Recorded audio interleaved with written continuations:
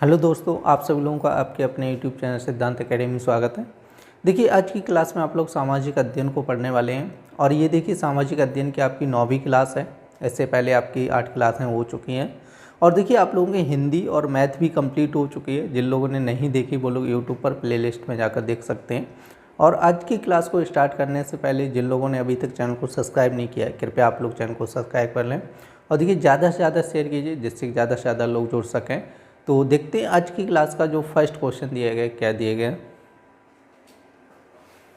देखिए आज की क्लास का पहला क्वेश्चन कह रहा है कि मकर संक्रांति के समय सूर्य सीधा चमकता है।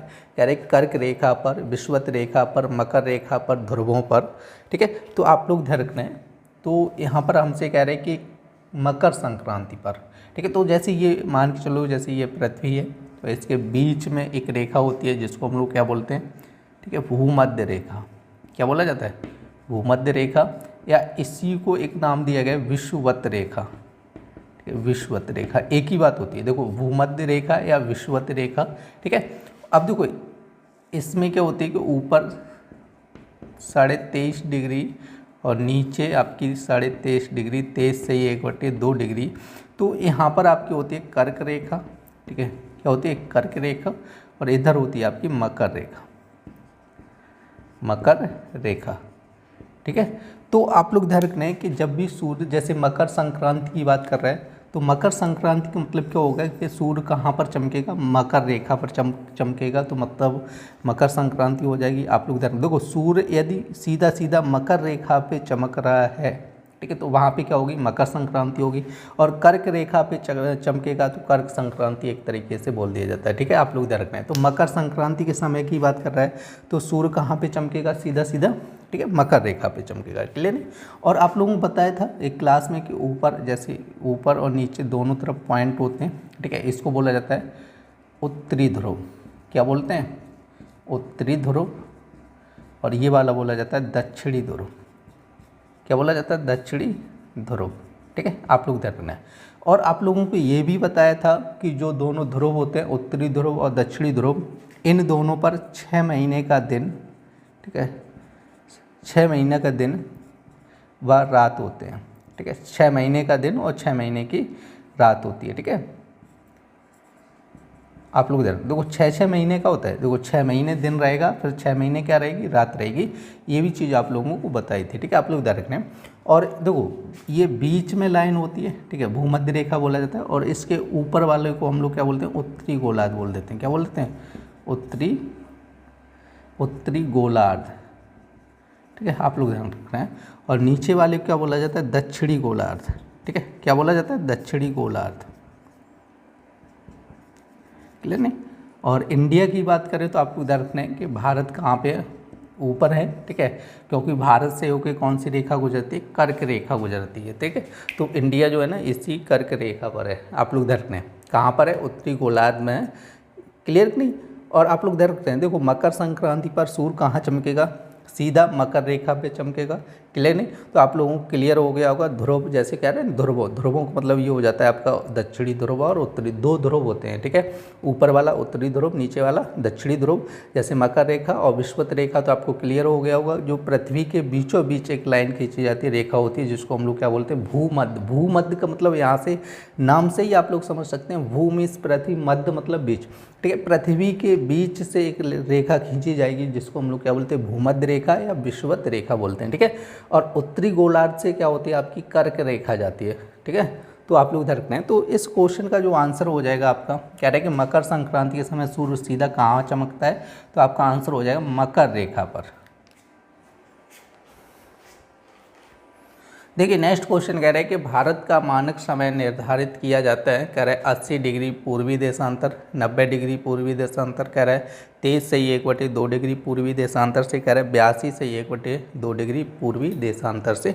तो आप लोग ध्यान रखने कि भारत का जो मानक समय लिया गया है, ठीक है, भारत का जो मानक समय है वो कहाँ से है? देखो इलाहाबाद, ठीक है, इलाहाबाद के पास एक जगह नैनी जगह, ठीक है, तो वहीं से लिया गया है।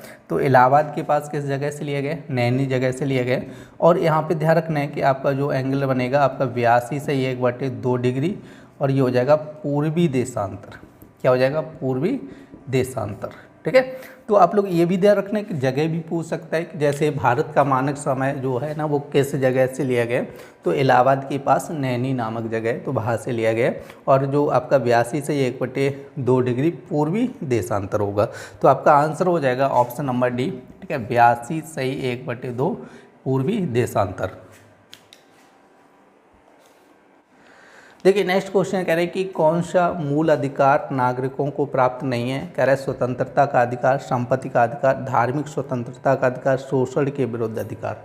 ठीक है, आप लोग ध्यान रखना, पहले क्या था कि आपको चारों के चारे मूल अधिकार नागरिकों को प्राप्त थे, लेकिन क्या हुआ बाद में एक जो आपका संपत्ति का अधिकार है इसको मूल अधिकार से हटा दिया गया, और ये हुआ था आपका 44वें संविधान संशोधन के द्वारा। ठीक है, संविधान संशोधन के द्वारा, 44वां संविधान संशोधन 1978 में हुआ था, जिसमें क्या हुआ था कि जो आपका संपत्ति का अधिकार है, ठीक है, इसको मूल अधिकार से हटा दिया गया और इसको संवैधानिक अधिकार बना दिया गया। ठीक है, संवैधानिक अधिकार बना दिया गया, और या इसको आप विधिक अधिकार भी बोल सकते हैं। ठीक है, क्या किया गया, विधिक अधिकार या कानूनी अधिकार, कुछ भी बोलो। ठीक है, और ये जोड़ा गया था 300A में। ठीक है, तो यहाँ से मूल अधिकार से निकाल के किस में जोड़ा है, 300A के तहत क्या हो गया था, संवैधानिक अधिकार या विधिक अधिकार। ठीक है, आप लोग अनुच्छेद 300A में पहुँच गया, आप लोग रखना है। और ये चीज़ इंपॉर्टेंट है देखो, क्योंकि आपका पूछा जा सकता है कि 44वां संविधान संशोधन कब हुआ था, तो 1978 में हुआ था, और इसमें क्या किया गया था, संपत्ति के अधिकार को हटा दिया गया, क्या बना दिया गया, संवैधानिक अधिकार बना दिया गया। देखिए नेक्स्ट क्वेश्चन कह रहे हैं कि ये तत्व नीति निदेशक कह रहे कि न्यायालयों के लिए उपयोगी प्रकाश स्तंभ हैं, यह कथन था। कह रहे कि MC शीतलवाड़, कह रहे डॉक्टर राजेंद्र प्रसाद का, कह रहे प्रोफेसर KT शाह का, कह रहे जवाहरलाल नेहरू। तो आपका आंसर हो जाएगा MC शीतलवाड़। देखिए नेक्स्ट क्वेश्चन कह रहे हैं कि शेक्सपियर किस देश के नागरिक थे, अमेरिका के, इंग्लैंड के, फ्रांस के, आयरलैंड के। तो आप लोग ध्यान रखना है जो शेक्सपियर थे वो इंग्लैंड के, ठीक है, नागरिक थे। देखिए नेक्स्ट क्वेश्चन कह रहे हैं कि दामोदर घाटी योजना संबंधित है, कह रहे पश्चिम बंगाल, असम, बिहार, बिहार तथा पश्चिम बंगाल। तो आप लोगों का ये करेक्ट आंसर हो जाएगा। ठीक है, बिहार तथा पश्चिम बंगाल ये दोनों दिए गए। वैसे तो देखो पश्चिम बंगाल ये ऑप्शन दिया, सी में बिहार दिया, तो ये दोनों करेक्ट नहीं होंगे। ठीक है, तो आपका हो जाए बिहार तथा पश्चिम बंगाल दोनों एक साथ। देखिए नेक्स्ट क्वेश्चन कह रहे हैं कि 6 महीने की रात और 6 महीने का दिन होता है, कह रहे उत्तरी ध्रुव व्रत पर, कह रहे दक्षिणी ध्रुव व्रत पर, कह रहे उत्तरी व दक्षिणी ध्रुव व्रत पर, कह रहे केवल दक्षिणी ध्रुव व्रत पर। आप लोगों को अभी बताया था, देखो ध्रुव 2 होते हैं। ठीक है, ऊपर वाले क्या बोला जाता, उत्तरी ध्रुव, क्या बोला जाता, उत्तरी ध्रुव, और नीचे वाले क्या बोला जाता, दक्षिणी ध्रुव। क्लियर नहीं। और इन दोनों ध्रुवों पर क्या होता है कि 6 महीने का दिन, ठीक है, 6 महीने का दिन और वह 6 महीने की रात होती है। ठीक है, 6 मंथ का दिन रहेगा और 6 मंथ की क्या रहेगी, नाइट रहेगी। आप लोग ध्यान रखना है। क्लियर नहीं, 6 महीने दिन और 6 महीने रात रहती है। कहाँ पे रहती है, उत्तरी और दक्षिणी ध्रुव पर। तो आपका आंसर हो जाएगा उत्तरी व दक्षिणी ध्रुव व्रत पर। देखिए नेक्स्ट क्वेश्चन कह रहा है कि 3 ओर पानी से घिरा पृथ्वी का भाग कहलाता पठार, सिंधु पंख, महासागर द्वारा, कह रहे प्रायद्वीप। तो आपका आंसर यही हो जाएगा। ठीक है, प्रायद्वीप आपका चौथा आंसर हो जाएगा। देखिए नेक्स्ट क्वेश्चन कह रहे हैं कि मूंगफली की खेती के लिए अधिक उपयोगी मिट्टी है, कह रहे काली मिट्टी, लाल मिट्टी, लैटेराइट मिट्टी, चिकनी मिट्टी। तो आपका आंसर हो जाएगा काली मिट्टी। देखिए नेक्स्ट क्वेश्चन कह रहे हैं कि चोल काल निर्मित सर्वोत्कृष्ट प्रतिमा है, कह रहे विष्णु की, नटराज की, भगवान वेंकटेश्वर की, भगवान बुद्ध की। तो आपका आंसर हो जाएगा, ठीक है, नटराज की। ठीक है, नृत्य करती हुई नटराज की मूर्ति है ना, शिव की जो नृत्य करती हुई मूर्ति है, ठीक है, उसको बोला जाता है नटराज की मूर्ति। ठीक है, तो और ये जो निर्मित हुई थी वो चोल काल में निर्मित हुई थी। ठीक है, इंपॉर्टेंट क्वेश्चन है, आप लोग ध्यान रखना है। देखिए नेक्स्ट क्वेश्चन कह रहे हैं कि ओवैस सुल्तान जिसने कारखानों को इक्ता नाम दिया, कह रहे हैं फिरोज तुगलक, इल्तुतमिश, बलबन, मोहम्मद तुगलक। तो आप लोग ध्यान रखना है, देखिए ये क्वेश्चन आपका ठीक है गलत दिया गया है। कह रहे हैं कि कारखानों को इक्ता नाम दिया, ऐसा किसी ने भी कारखाने को इक्ता नाम नहीं दिया आपके ऑप्शन के हिसाब से। लेकिन एक ऑप्शन ऐसा है जो आपका इल्तुतमिश है ना, इल्तुतमिश, इल्तुतमिश ठीक है। इल्तुतमिश ने क्या किया था, इक्ता व्यवस्था की शुरुआत की थी। ठीक है, इक्ता व्यवस्था की शुरुआत किसने की, ठीक है, शुरुआत की। आप लोग देख रहे हैं, दो इक्ता व्यवस्था थी जिसकी शुरुआत किसने की थी, इल्तुतमिश ने शुरुआत की थी इक्ता व्यवस्था। ठीक है, और इक्ता व्यवस्था होती क्या थी, तो आप लोग देख रहे हैं कि गैर, या तो ऐसे लिखो सैनिक और गैर सैनिक, सैनिक व गैर सैनिक,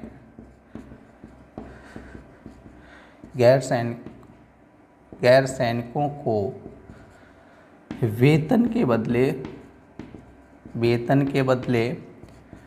भूमि दी जाती थी, भूमि दी जाती थी।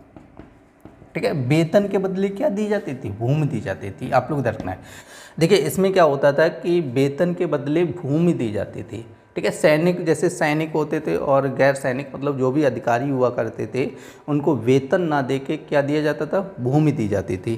ठीक है, और जो भूमि दी जाती थी, ठीक है, जो भूमि दी जाती थी उसी को इक्ता बोला जाता था। और एक शब्द और याद रखना है, इक्तादार।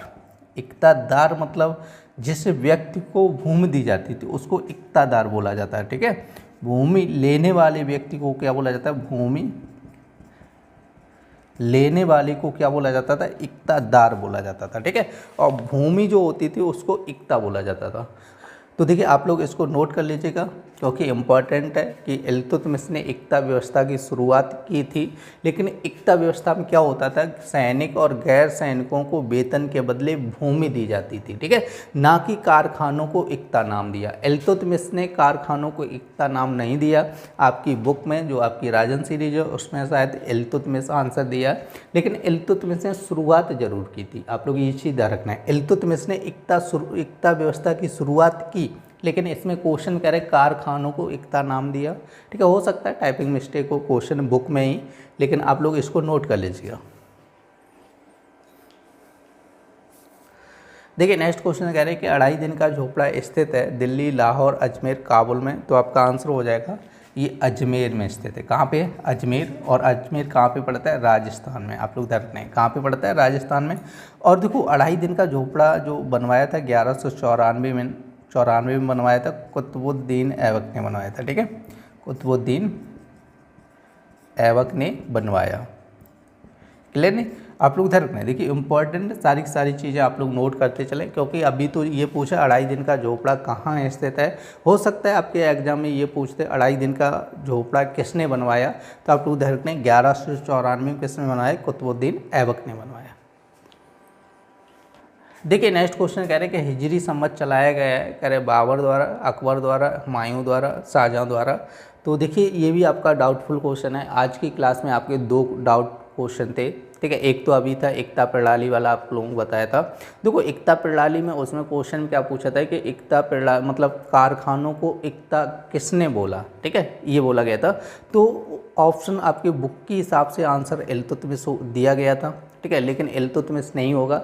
इल्तुतमिश ने कारखानों को एकता मतलब एकता नहीं बोला था। ठीक है, कारखानों को एकता नहीं कहा था उसने। एकता मतलब क्या होता है कि सैनिकों और गैर सैनिकों को क्या देता था, ठीक है, वेतन के बदले भूमि प्रदान की थी। ठीक है, उसी भूमि को क्या बोला जाता है, एकता बोला जाता है, ना कि कारखानों को एकता बोला जाता है। ठीक है, आप लोग ध्यान रखना है।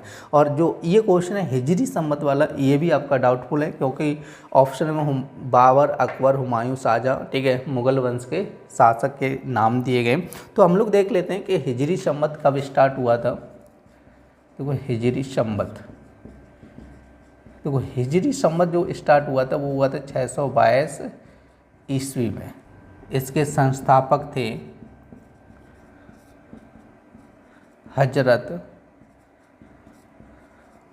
मोहम्मद साहब। ठीक है, इसके संस्थापक कौन थे, हजरत मोहम्मद साहब। ठीक है, हजरत मोहम्मद साहब ने क्या किया था, हिजरी संवत की शुरुआत की थी, मतलब स्थापना की थी एक तरीके से कह सकते हैं। और देखिए ये कब से स्टार्ट हुआ था, हजरत मोहम्मद साहब क्या हुए थे, मक्का से कहाँ गए थे, मदीना गए थे। कहाँ गए थे, मक्का से मदीना गए। तभी से क्या हुआ था 622 में, ठीक है, 622 ईस्वी में हिजरी संवत की शुरुआत हुई थी, स्टार्टिंग हुई थी, आप लोग ध्यान रखना है। और इसकी स्थापना किसने की थी, हजरत मोहम्मद साहब ने की थी, आप लोग क्लियर ध्यान रखना है, ठीक है। और देखो आपके बुक के हिसाब से आपका आंसर इसमें अकबर दिया गया है, ठीक है, क्योंकि बुक में जो आपकी राजन सीरीज है उसमें आंसर क्या दिया, अकबर। तो आप लोग यहाँ पे थोड़ा समझ लें कि अकबर ने जो स्टार्ट की थी वो हिजरी संवत स्टार्ट नहीं किया था, ठीक है, उन्होंने इलाही संवत की शुरुआत की थी, ठीक है, इलाही संवत की शुरुआत की थी। अकबर ने हिजरी संवत स्टार्ट नहीं किया था, उन्होंने एक अलग संवत चलाया था जिसका नाम क्या था, इलाही संवत। और ये चलाया था आपका 1583 ईस्वी में, ठीक है। ये कब स्टार्ट हुआ था, 1583 ईस्वी में, ठीक है, ये स्टार्ट हुआ था इलाही संवत। और इलाही संवत किसने स्टार्ट किया था, अकबर ने स्टार्ट किया था। और हिजरी संवत, ठीक है, हजरत मोहम्मद साहब ने स्टार्ट किया था। तो आपके ऑप्शन के हिसाब से आपका जैसे वो बुक के हिसाब से आपका आंसर अकबर दिया गया, लेकिन अकबर ने हिजरी संवत स्टार्ट नहीं किया था, उन्होंने कौन सा संवत स्टार्ट किया था, इलाही संवत स्टार्ट किया था, आप लोग ध्यान रखना है। आज की क्लास में आप लोगों ने सामाजिक अध्ययन को पढ़ा था। उम्मीद करते हैं आप लोगों को सारी की सारी क्लासें अच्छे से समझ में आ रही होंगी।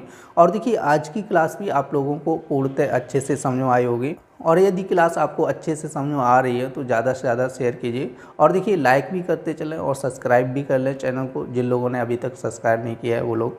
तो फिर मिलते हैं ऐसी नेक्स्ट क्लास में, तब तक के लिए धन्यवाद।